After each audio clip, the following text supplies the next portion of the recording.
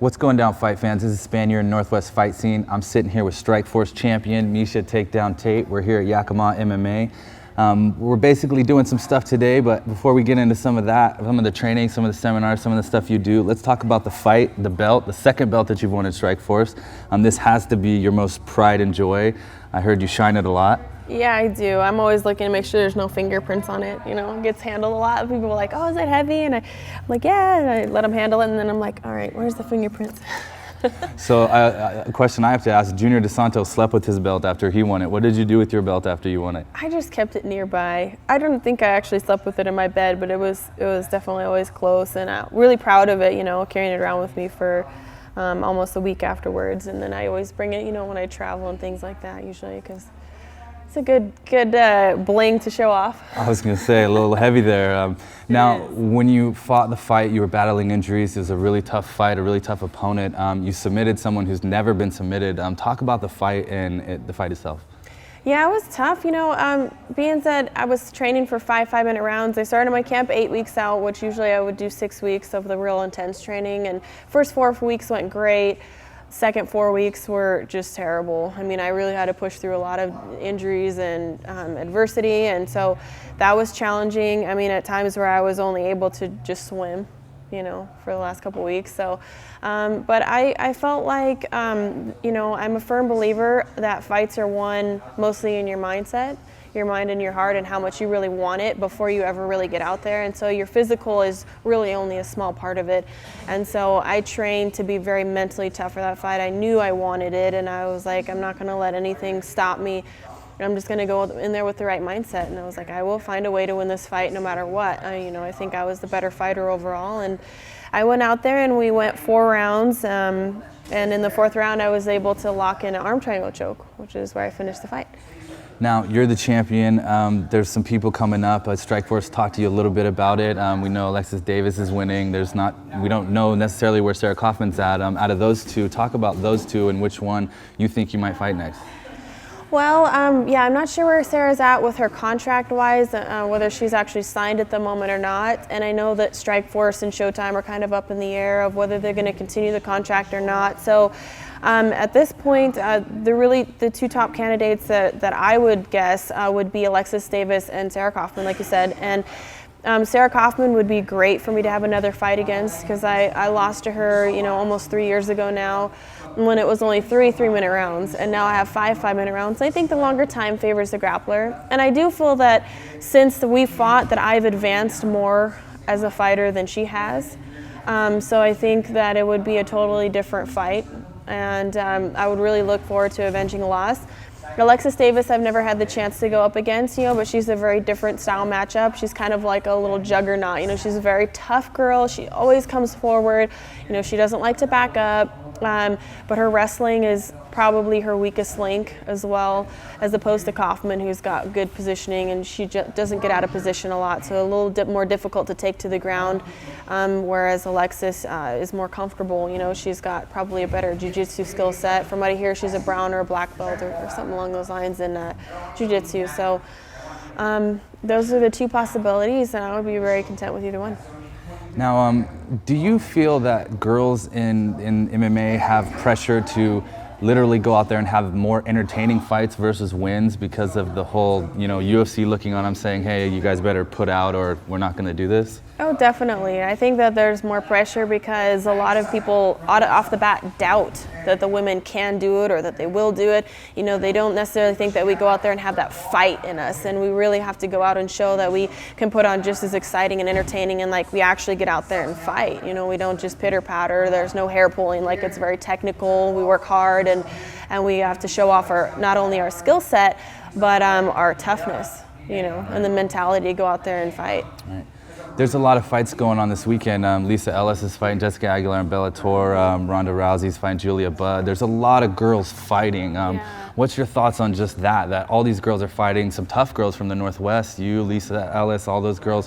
What's your thoughts just on the rise? And yes, she's from I think she's from the Northwest Canada, BC or something like that. Maybe. Yeah, I'm not sure. We could both be wrong, but she's a Northwest girl, yeah. Yes. She's got a tough fight with Ronda Rousey. I mean, what are your opinions on some of these fights and the girls coming up? I think it's great that these girls are coming out of the woodwork and that they're finally getting their exposure. I think a lot of people think that the girls aren't there because they don't get the opportunity that a lot of the men do, so they don't get the exposure, but it definitely doesn't mean that there's not the girls there. And then when you think about how many guys fights get aired on television versus women's, it's, you know, pretty small percentage that the women get that exposure, so they automatically assume we're not there. But there's definitely more depth to the division that I think even Dana realizes himself, but we just got to keep growing in numbers and keep putting on great performances, and I'm so excited for both of those fights. I'm really excited for Jessica to take on Lisa, and I'm excited for, you know, Julia and Rhonda. I think they're both going to be really spectacular fights. How long do you think it is going to take for female MMA to reach the UFC? I think it's going to be a little while yet to come. You know, I did actually have the pleasure of talking to Dana a little bit after this last UFC in Vegas, and kind of hung out with him after the fights, and you know, he was just like, you know, I'm not anti-women's MMA as much as a lot of people think. He's like, but we just need more. He's like, I really don't feel there's enough depth. And if there is the depth, he's like, I don't think there's enough talent in the depth yet. You know, we're still waiting for those women to get more fights, learn more, become better, more well-rounded mixed martial arts fighters. And so it's just going to take a little time. I think, you know, we're maybe at least probably 2 years off before we probably would see women in the UFC, but I'd like to see it happen sooner. Right. You'd definitely be one of those girls, I think. Yeah. Now let's get into where we're at today. You're here at Yakima MMA. You were Ultimate Fitness in Sacramento. You're traveling, possibly going to Southern California. Talk about you kind of cross-training at these gyms and your schedule and what you're up to. Well, yeah, I'm definitely on the move a lot right now since I don't have anything set in stone. I figure it's a good time to kind of cross-train, and I'm a fan of cross-training because I feel like there's always something to be learned, and everywhere you go, you can take something beneficial with you. And so I like to go to other gyms, I like to meet people, I like to network, and I like to learn. And so back up here in Yakima MMA, kind of embracing our Northwest ethnicity, and just wanting to, you know, support that and kind of come back to our roots, and a lot of the people that really care about us, and had a great time down in Sacramento with Ultimate Fitness and the Team Alpha Male. I definitely learned a lot there, but we kind of wanted to come up and spend some time with our family before we make the move to Southern California, which is our plans. Probably after the holidays, we're going to be moving even farther away, which is not, you know, just a 12-hour drive. It's going to be more like, you know, a 24, 25, 26-hour drive. Right. So it's quite a bit longer, so we won't see our family nearly as often. So we just want to come up here and spend a little time with the family, and then go down there. And I think there's more girls available for me to train with overall down in San Diego area and LA. And also, you know, the marketing and aspect of it. I really want to try to, I have a lot of downtime, you know, being like the champion and whatnot, and just a woman in Strikeforce anyways, we don't get to fight that often. You know, I'll be looking at 2 fights a year, you know, so maybe 3 if I'm lucky. So, I mean, that leaves, you know, 6 months in between each fight. So I'm like, well, why not be down in LA and try to, you know, maybe get in some fitness magazines and start pushing MMA out there to the people that don't get to see it all the time, or maybe aren't as informed. And so I think it's mostly a career move. That's awesome. Now, I heard you got a sponsorship from Punishment and Tito. How was that, and how awesome was that? It's great. Yeah, Tito hit me up on Twitter. I love Twitter. Twitter is everything. Yeah, everybody's on Twitter. He's like bugging me in my instant message or my little DM. You know, he's like, "Hey, I want to sponsor you. Who do I have to talk to?" I'm like, "Oh yeah, you know, like I forgot about it at first." And then he's like on me. He's like, "I want to sponsor you. I want to sponsor you." I'm like, "All right." So I put him in touch with Julian Gregorio, who does a lot of my sponsorship stuff, and they worked out a great deal, and I'm really happy. I got to go down and sign with them at the MMA Expo in Houston, and sign with some other great companies as well. But you know, Tito's a really fun person to work with, and I definitely think he's not really one of those people, you know, because he's a fighter himself, so he cares more about the fighters. You know, he's not just a businessman, but he really does want to see the women's MMA take up and take off, and he's definitely a big supporter. And you know, his wife Jenna as well is you know, kind of headstrong for women. You know, so they're just a really great team to work with. That's awesome. Now, your man Brian, semifinalist on Tough 14. How exciting is that to sit back and watch the shows and see what's happening and watch his success? I'm so proud of him because a lot of people don't realize how hard it is even just to get on the show, you know, and he had some things that really were kind of setbacks for him before. I mean, he actually, had to serve some jail time, which sounds like really embarrassing or whatever, but it's the truth. It's what happened. He had some pending traffic violations that were in a very small town, and small towns kind of deal with things a little differently. Those small things are bigger things to them because they think they're kind of bored. So it was a really small town atmosphere, and since, he just kind of didn't take care of it for a while, they went back and he's like, look, I'm trying to basically further my career. I'm doing this. I'm, doing positive things with my life, and I want to get this taken care of, and I need to get it taken care of by this date. And they're like, oh, really? Well, if you want to get it taken care of fast, either you can pay us a lot of money, which is like really stupid, and we didn't have the money to come up with, or you can serve jail time. So he's like, well, I don't really have the money. So he's like, if this is my only shot, I got to make a go at it. And so he had to serve like 2.5 weeks right before the show. So, he got out. And it was up here in Washington, flew to Sacramento, and then like the next day was flying out to the show. So his training camp for that was not, like, pretty much non-existent. He wasn't able to do any cardio really. So but it's got to be exciting being here home with your family, watching the show the whole time, right? Yeah, and I'm so proud of him because he won his first fight against a really big guy, Marcus Brimage, probably the biggest guy in there that's really tough and hits hard. And I think Brian's skill set really shined through in that because his cardio was garbage. But he still came out with a win. He finished the fight, and I was happy for him there. And now he's going up against Diego for the semifinals. And I have all the confidence in the world, that Brian's going to win that fight and do well. And it doesn't even matter to me at this point, though, whether he wins or loses or does whatever, because he's accomplished so much, and I really look up to him a lot, making his way through adversity and pushing on and being strong.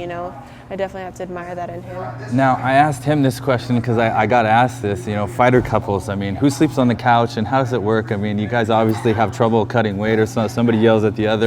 Even normal couples fight, right? So how do fighters couples fight?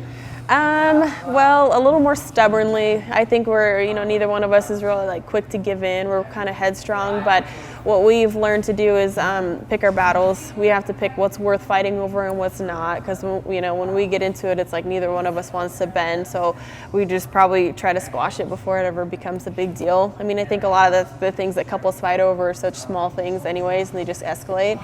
So we just nip it in the bud, and we're like, this is dumb, let's just not argue over this. And we're like, okay, But we can stay mad at each other for a couple days at a time. Take it out on the mat. Yeah, that's always a good way too. Okay. So. Awesome. Well, I appreciate taking the time to talk to Northwest Fight Scene always. One question too, if you could, anything that you would say to the girls coming up in the sport, what piece of advice would you give them? There's a lot of things that I could say, but really my main advice to you is keep a strong mindset, because there is going to be a lot of people that are going to try to tell you, if not only that you shouldn't do it, but why you shouldn't do it, and that it's not right, or you're not feminine, or whatever. There's going to be people that are going to be critics, and they're going to be hard, and you just can't feed into that. You have to feed into the people that really support you. You have to keep your goals and your vision in mind, and you can't let anything get in your way of that. So if this is something that you really want to do, you got to take it serious. You got to work hard. Because as a female, a lot of times you come in and the guys don't know quite what to make of it yet. They maybe don't have a lot of experience working with women, or they're just like, well, why would a girl want to do this? And you have to show them your reasoning to be there, and that you're serious. And then my other thing is, I always say this, and maybe it sounds like common sense or whatnot, but you'd be surprised. A lot of the girls that are used to maybe only doing typical gym workouts or cardio kickboxing, they come in wearing little short shorts, or kind of the tank tops, and it's like, you're in here rolling with men.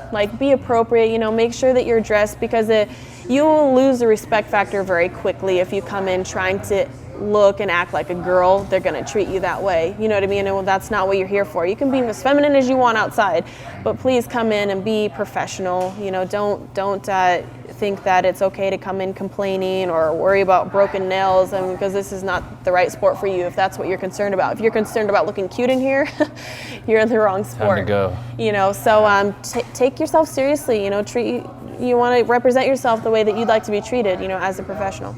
Awesome. Well, again, thanks. Anybody that you would like to thank, sponsors, Northwest fans, anybody? Yeah, the Northwest has been great to me. I'm really happy to be back up here for a while, you know, so thank you all the fans that have supported me through my entire career from the very beginning, you know, almost 5 years ago. It's been quite a journey, but well worth it. You know, I'd like to maybe thank my sponsors, Punishment and Fight Chicks, Lexani Wheels, Toyo Tires, Stroops, and you know, then thank you Northwest Fight Scene, always. You guys, I always love sitting down and taking some time to get in touch with you guys and let you know what's going on. Thank you. Thank you. Hey, well, you heard it here. The champion, Miesha Takedown Tate, Spaniard, nwfightscene.com. Thanks. Bye, guys.